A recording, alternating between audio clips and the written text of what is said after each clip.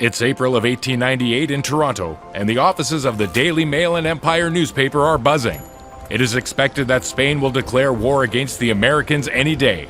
A journalist named Kathleen Coleman, better known as Kit, is anxious to cover the story. If I leave now, I can get to Cuba before the fighting starts. Send a lady to cover a war?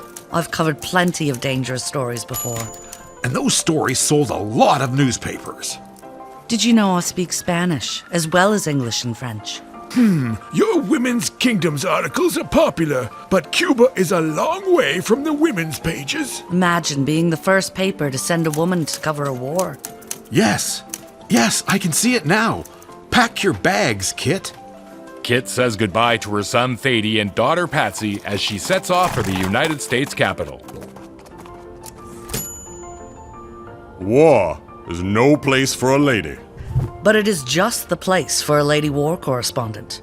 May I have my papers? Very well. It seems I can't convince you otherwise. Besides, your famous friends have worn me down. Good luck.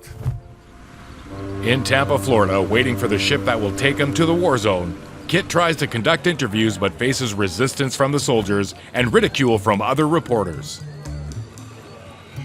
They brush me off like an impertinent fly.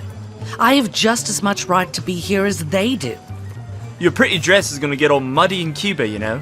I hope you packed your combat blouse. We're going to war, gentlemen, not a fashion show. Perhaps you should spend less time reading the woman's pages.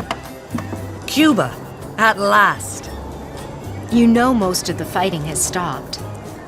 But the stories haven't. Kit tours the battlefields of Cuba and visits the wounded soldiers in the hospital. She writes about the things she has seen and the people she has encountered. This is the best reporting I've seen from the war. That's our Kit. After covering the aftermath of the war in Cuba, Kit begins the long journey home to Canada. I can't wait to get home. Indeed. Please take these. The boys need them more than I do.